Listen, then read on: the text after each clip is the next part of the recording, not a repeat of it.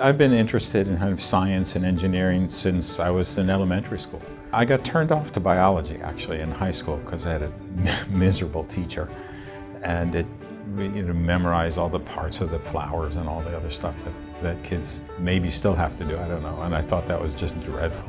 All of that changed when I went to college, and I think like a lot of people, I had my career path influenced by some great professors who taught some of those courses. And I was completely enthralled with the complexity of life and how we develop, how animals develop from an egg, or a plant develops from a seed, or how the environment works. And so from that point on, it was clear to me that I didn't know exactly what I wanted to do, but I knew I wanted to be involved in that field.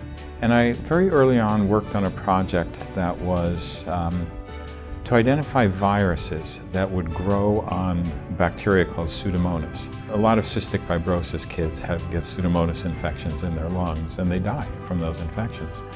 And so the idea here was to find viruses that would kill the Pseudomonas, put them in an aerosol, and spray them in the lungs of these kids. And that brought home to me how rewarding it could be to do science, not just for science sake, but to actually bring some real benefit to people in the real world, people who desperately needed help. And those patients are fortunate in that they have treatments that are working for them, but there are a lot of patients out there who aren't so fortunate.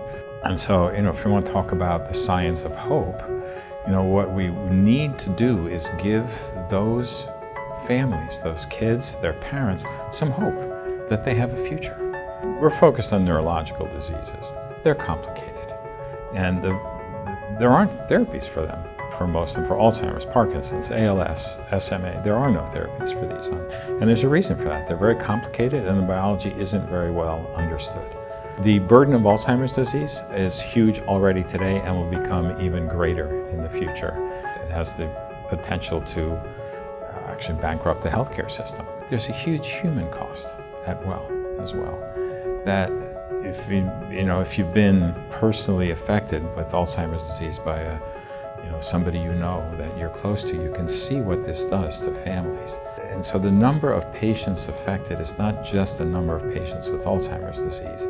It's those patients plus their caregivers, their families, their friends. It's the societal cost is, I think, as devastating as the financial cost could be. We hear a lot about drug prices. But drugs are the only way we're going to avoid those costs, and the development of new drugs are the only way we're going to avoid the disaster of Alzheimer's disease. Because even if you don't ultimately impact how long they live, if you can allow them to live better, that's a major impact. And that's why we're working. That's what gets me up every morning, and I think that's what gets up most of the people in the company.